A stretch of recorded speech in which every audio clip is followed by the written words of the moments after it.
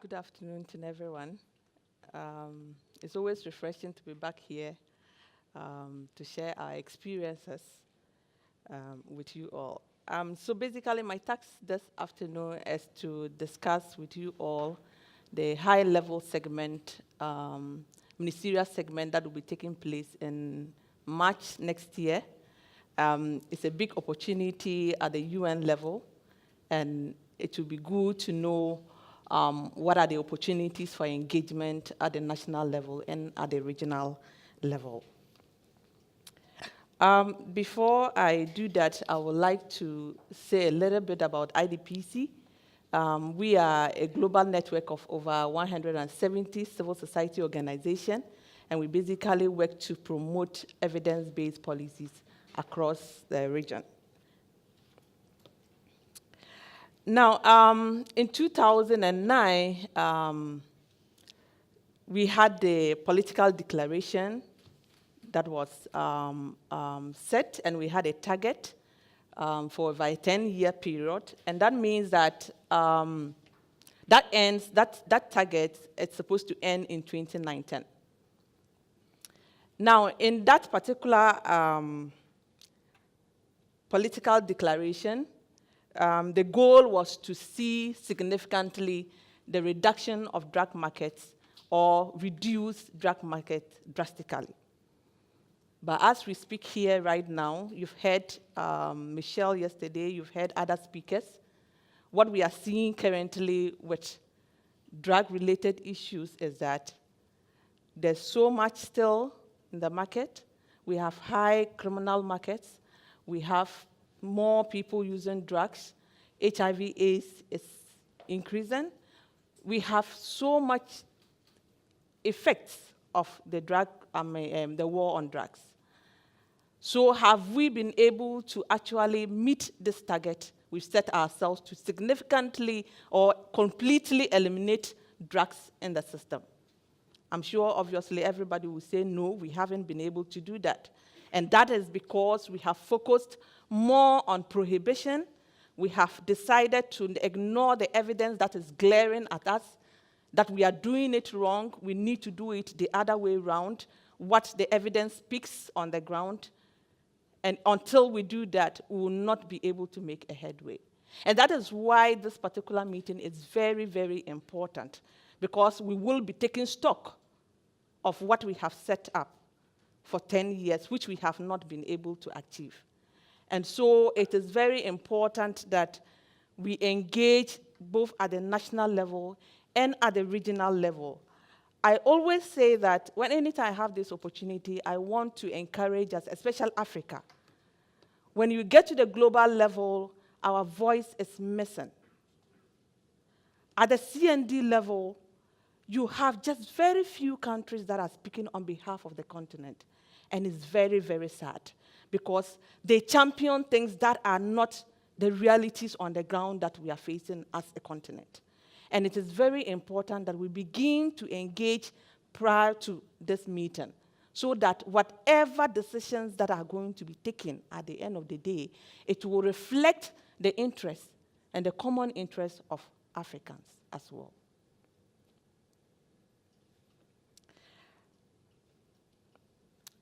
Now, with the ministerial meeting itself in March, which will be held in Vienna, preparations are already on the way. There are intersessional meetings that are already taking place. Various governments are supposed to be attending this and taking part in the discussions. But as again I said, you go and a number of our ministers are missing. Most of our representatives are missing, because these are ongoing debates that are supposed to be taking place in preparation towards this very important meeting. But you see that a number of the African representatives are missing. We only go, and at the end of the day, the work has already been done, decisions have been taken, and it's really devastating sometimes for us. Now, as we go to 2019, the question is, are we going to endorse what we endorsed in 2009, or are we going to look at new targets? 2016, during the ongas, we came out with a political, a document, the outcome document, very progressive enough. But looking at the targets that we set for ourselves in 2009, will we be endorsing these targets again, or will we be looking at the evidence currently and setting new targets? That we still don't know what is going to happen. But it is important that we begin to play all these things, looking at what will work and what we should push for at the global level. Now, in preparation towards this particular meeting, civil society feels that we need to set targets, we need to set goals, we need to look at things that we should push so that we do not go back and endorse a drug-free world, we can do it, and all those goals that have not worked over the years. So IDPC came out with certain acts. And we are saying that these acts, we should begin to move away from the drug-free targets. Because it's not possible to have a drug-free world. It's an illusion. We can never have a drug-free world. Drugs have been with us from Adam. And so we cannot eliminate them completely, by setting such targets. So we need to look at how do we set realistic goals that will be able to work, and they will be effective and evidence enough. So we need to begin to look at targets that move away completely from the drug-free targets.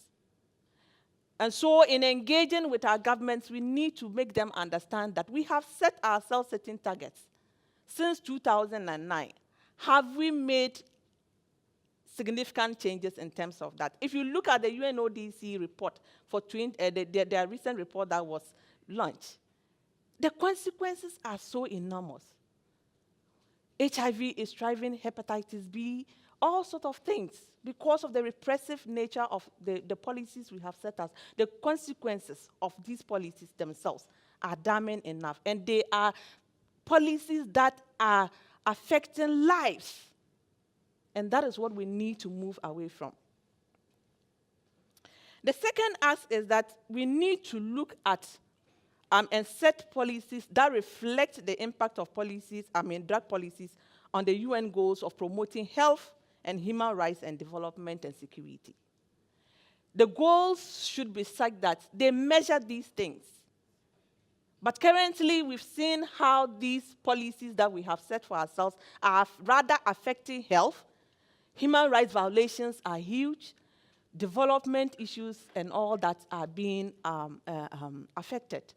And so looking at the policies that we might be setting for 2019, if we are going to do so, then these policies must be such that they will promote good health, they will promote human rights. We have to make sure that they are at the center of these policies that we are setting up. The next ask that we feel is important for us to also look at is that these policies must reflect the realities on the ground. We have to ensure that at least these policies focus more on people and communities. What are the realities on the ground? The realities are that people are injecting drugs. The realities are that we cannot completely eliminate drugs from the system. So what do? We need to set policies that will help us address most of these challenges. Harm reduction has worked over the years, and yet governments are not prepared to put in support for harm reduction. It is working. We've seen how harm reduction has given back lives to people. And so we need to ensure that these policies or these targets that we're going to set will indefinitely reflect the realities on the ground. On the fourth ask, we are saying that we need to also end punitive approaches and put the communities and people first. People who use drugs, as we have heard since yesterday and today, are not necessarily criminals. These are people in their private space who want to enjoy themselves with some amount of drugs. Why do we lump them in prisons? We've seen prisons overcrowding, infections rates are increasing in prisons and all that. And yet we will take such people to prison. I remember some time back when I started at the early stages of my practice as a lawyer, I went to court. And a young man who was still under training, he was training to become a teacher, was brought in by the police, and his statement was read by the prosecutor. And the charge was that one night they were going on soups, and they pounced on him taking some cannabis. And the evidence they even brought to court, the guy had just smoked, and it was left with just a very small piece of it. So the judge asked the young man whether indeed he was caught with cannabis smoking around the campus. And he said, yes, it's true. He will not deny that the police actually caught him smoking at some corner of the school. And then he went further to say that, my lord, I have an explanation to give. And his explanation was that he was asthmatic, and he used to get a lot of his attacks, and a friend introduced him to cannabis. And he used to brew it as tea and was taking it, and then later on he started smoking it. And so he's pleading with my lord that they should help him. They shouldn't take him to jail. They should help him because he really wants a solution to his problem. We all thought this judge, listening to this young man, with the situation in which he finds himself, clearly that was not a criminal. This was a young man who was just taking cannabis for one reason, one or the other reason. This judge pronounced a sentence of 5 years for this young man. The whole court went silent. And I began asking myself, what has this judge done to this young man? You have destroyed his future. You have destroyed his education. You have destroyed his entire life. Because this young man will not be able to come back from jail and probably continue his education because the school will not want to admit him back. So this young man, you have eventually destroyed his future. And you have pushed him to the streets.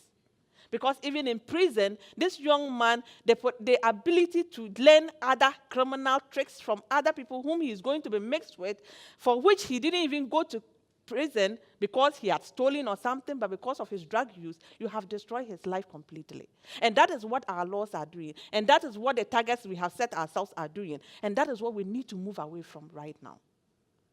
So it is very important that we reevaluate our policies and ensure that as we move to 2019, we do not repeat this kind of mistakes once more.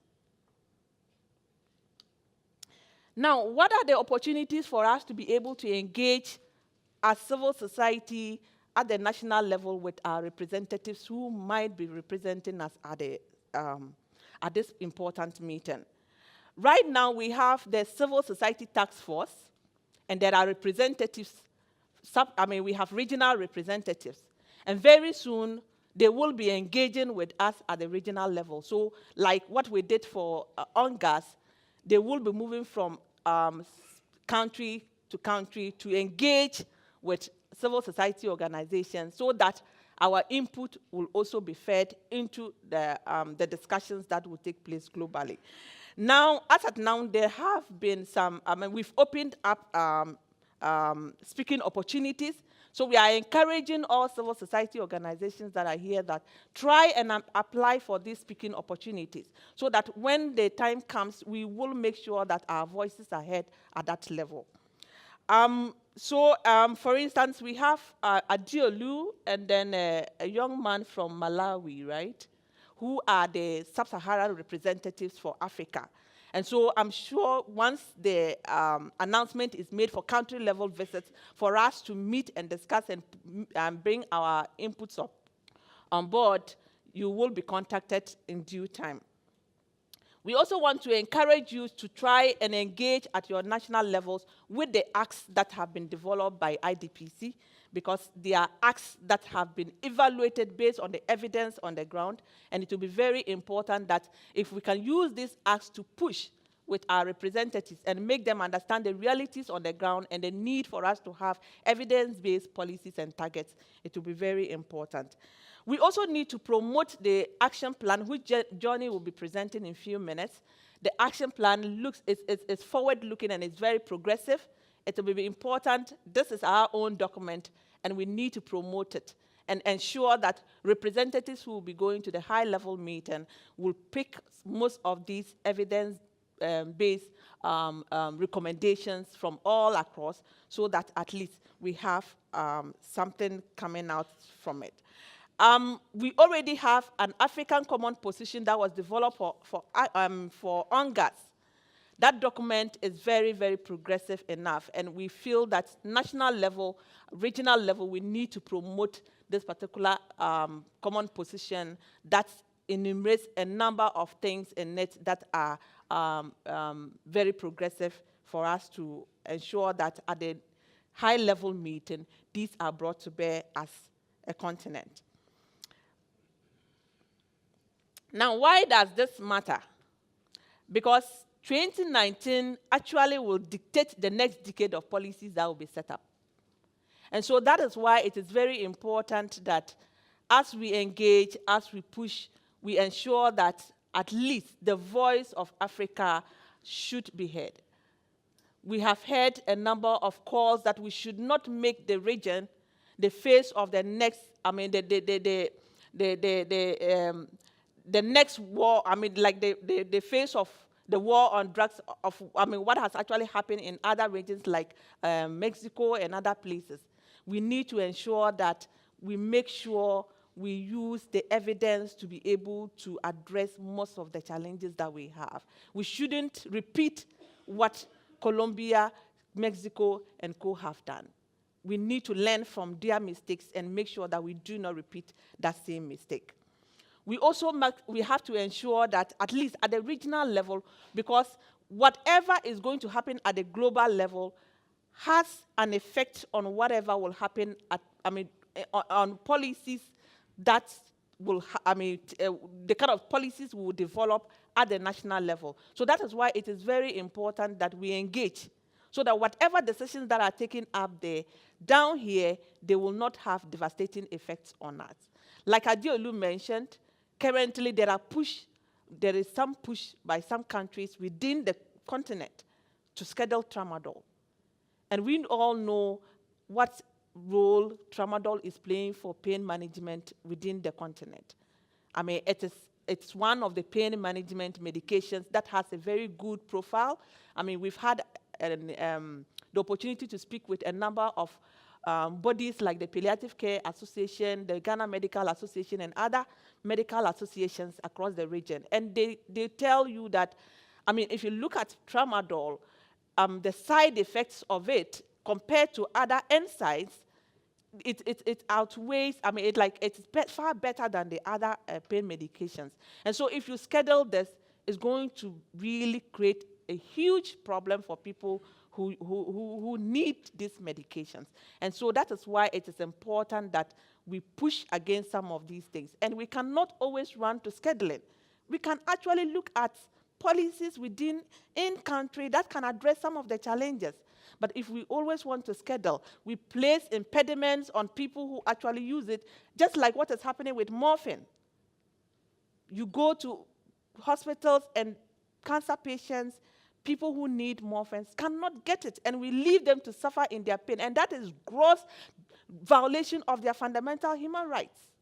So why do we have to have policies that are always violated? Meanwhile, in every country, we have provisions in our constitution that seeks to protect the rights of these people, and yet we will legislate laws that will seek to be violating the same rights of these people. I think we are being hypocritical here. And so we need to ensure that the right thing is done. We must protect people's rights. We should not legislate policies that are violating people's human rights. It's also an opportunity for Africa to begin to engage. Let's engage and ensure that whatever is going to happen up there, it is the true reflection of the people's needs. It is what the people need and what will affect the people positively, and not what we think we want to have control over. Thank you very much. I'm most grateful for the opportunity.